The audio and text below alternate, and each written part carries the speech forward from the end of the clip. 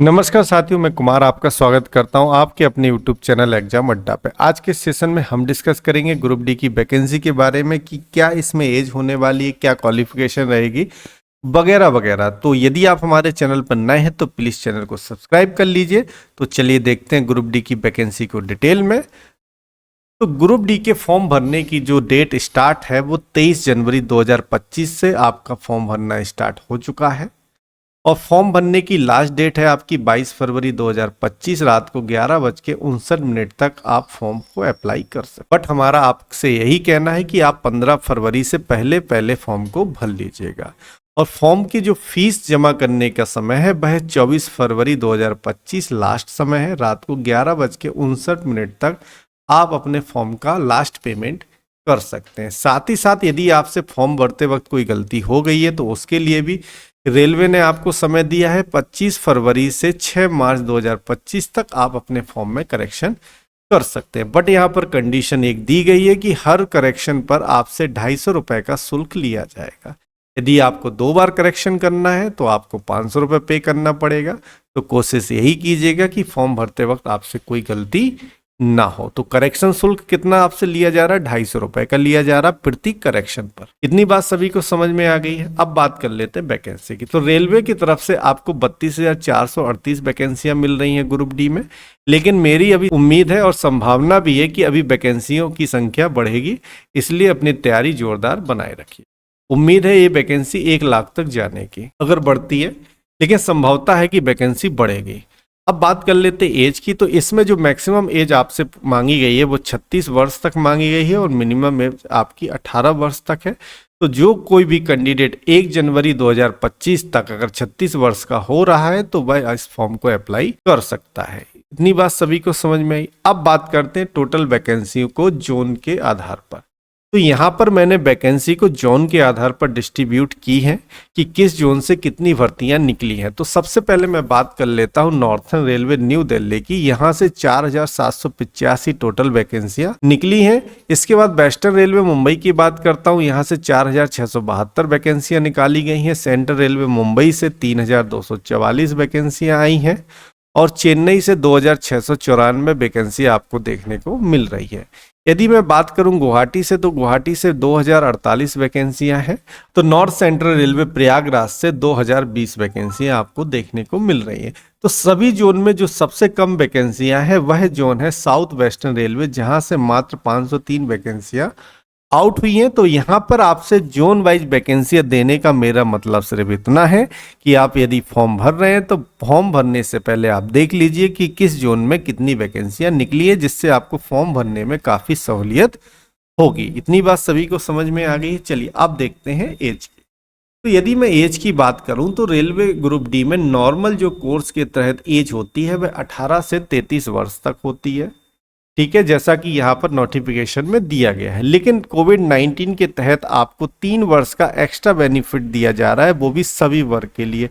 इसलिए जो एज की डिमांड की गई है वह 18 से 36 वर्ष की गई है। कहने का मतलब यदि आप 1 जनवरी 2025 तक 36 के हो रहे हैं तो आप इस फॉर्म को अप्लाई कर सकते हैं, किसी भी वर्ग के कैंडिडेट। लेकिन यहाँ पर जो SC ST और OBC को जो एक्स्ट्रा एज बेनिफिट मिलता है वो आपको 36 प्लस के साथ देखने को मिल सकता है।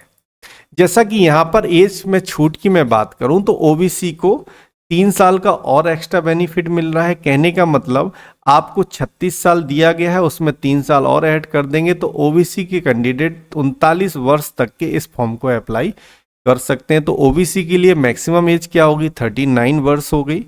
SC ST की बात करूं तो ST SC के लिए कितनी हो गई? 36 प्लस के 5 मैं कर दूंगा तो 41 वर्ष तक के कैंडिडेट SC ST के इस फॉर्म को अप्लाई कर सकते हैं।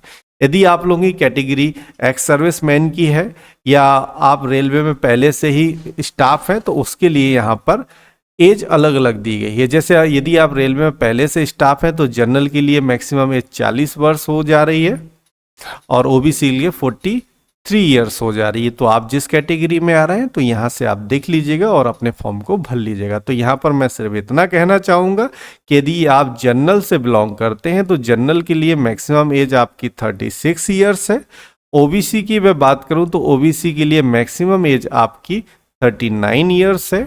एससी और एसटी की मैं यदि बात करूं तो एससी एसटी के लिए मैक्सिमम जो एज आपकी निकल कर आ रही है वो 41 ईयर्स निकल कर आ रही है। तो जनरल 36 वर्ष तक के कैंडिडेट इसको अप्लाई कर सकते, ओबीसी 39 और एससी एसटी 41। तो एज की जो कैलकुलेशन की जाएगी वह 1 जनवरी 2025 तक की जाएगी। तो आप 1 जनवरी 2025 तक यदि 36 वर्ष के हो रहे हैं तो इस फॉर्म को अप्लाई कर सकते हैं। अब बात कर लेते हैं क्वालिफिकेशन की। तो इस पोस्ट के लिए ग्रुप डी के लिए आपको 10th पास होना अनिवार्य है। यदि आप 10th पास है तो सारे पोस्ट के लिए आप अप्लाई कर सकते हैं। यदि आपके पास आईटीआई भी है तो आप तब भी अप्लाई कर सकते हैं। बट यहाँ पर कंडीशन ये है कि 22 फरवरी 2025 के पहले आपके पास आईटीआई का सर्टिफिकेट होना चाहिए। अगर उससे बाद है तो आपको इस पोस्ट के लिए क्वालिफाई नहीं किया जाएगा। इतनी बात सभी को समझ में आई है। तो आपके लिए एजुकेशन क्वालिफिकेशन क्या मांगी गई है? 10th पास। यदि आप 10th पास है तो इस फॉर्म को अप्लाई कर सकते हैं। अब बात कर लेते हैं एग्जामिनेशन फीस की। जनरल और ओबीसी के लिए 500 रुपए की फीस रखी गई है, जिसमें से आपको 400 रुपए रिफंड मिल जाएगा। और एससी एसटी फीमेल और ट्रांसजेंडर एक्स सर्विसमैन और हैंडीकैप के लिए 250 रुपए रखा गया है। क्लियर इतनी बात? यदि आप जनरल और ओबीसी कैटेगरी से तो आपसे 500 रुपए लिए जा रहे हैं, और यदि आप फीमेल हैं, हैंडीकैप है, ट्रांसजेंडर है, एक्स सर्विसमैन है तो आपसे 250 रुपए यहाँ पर चार्ज किए जा रहे हैं, और जो आपके रिफंडेबल है बाद में आपको मिल जाएगा। क्लियर इतनी बात सभी को? चलिए आगे देखते हैं। अब देखते हैं सिलेक्शन प्रोसेस। ग्रुप डी का सिलेक्शन प्रोसेस 4 स्टेप से होकर निकलता है। सबसे पहले आपका होता है सीबीटी एग्जाम, इसके बाद होता है आपका फिजिकल, और फिजिकल के बाद होता है डॉक्यूमेंट वेरिफिकेशन, एंड लास्ट में होता है मेडिकल। तो इन चारों स्टेप में से जो मस्ट स्टेप है वह है आपका सीबीटी है, कंप्यूटर बेस्ड टेस्ट।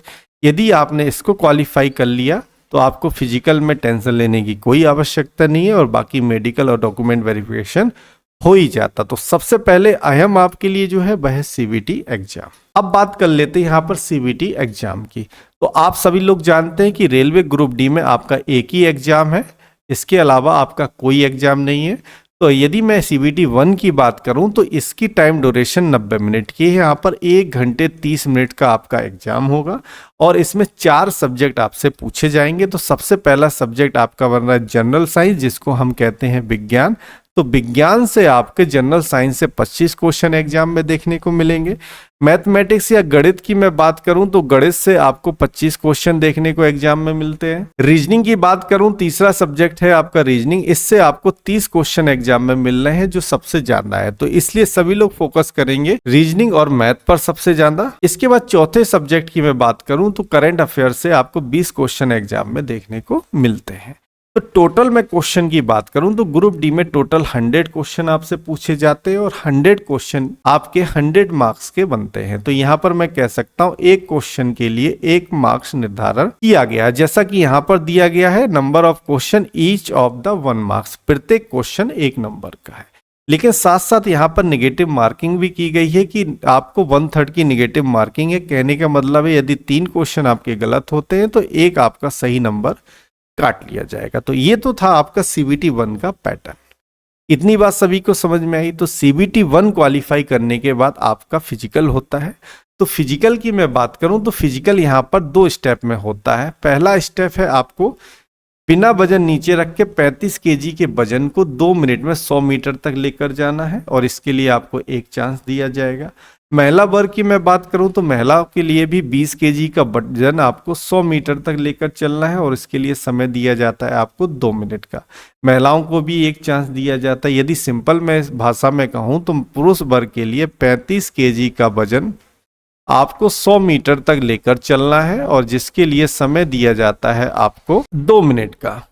बस यहाँ पर कंडीशन क्या है कि आप वजन को बीच में रख नहीं सकते। क्लियर है? महिला वर्ग की मैं बात करूं तो यहाँ पर 20 केजी का वजन आपको लेके चलना है 100 मीटर तक, और समय दिया जाता है आपको 2 मिनट। यहाँ पर भी महिलाओं को एक चांस दिया जाएगा, और कंडीशन वही है कि वजन को आप बीच में रख नहीं सकते। क्लियर है सभी को? इसके बाद सेकंड फेज होता है रनिंग का। तो यहाँ पर 1000 मीटर की रनिंग है पुरुष वर्ग के लिए, जिसको आपको 4 मिनट 15 सेकंड में कंप्लीट करना है, और इसके लिए भी आपको एक चांस दिया जाएगा। तो 1 किलोमीटर की दौड़ है, पुरुष वर्ग के लिए, जिसको आपको 4 मिनट 15 सेकंड में कंप्लीट करना है। और महिलाओं की बात करें तो महिलाओं के लिए भी 1 किलोमीटर की दौड़ है, जिसमें उन्हें कंप्लीट करना है 5 मिनट 40 सेकंड में, और उनको भी एक चांस दिया। तो ये थी सारी जानकारी ग्रुप डी की वैकेंसी के बारे में। यदि वीडियो अच्छा लगा हो तो प्लीज़ लाइक शेयर सब्सक्राइब कीजिएगा। हमारे इस चैनल पर आपको रीजनिंग के सभी टॉपिक कराए जाएंगे, वो भी फ्री ऑफ कॉस्ट। तो रीजनिंग की तैयारी करने के लिए हमारे साथ जुड़े रहिए। धन्यवाद।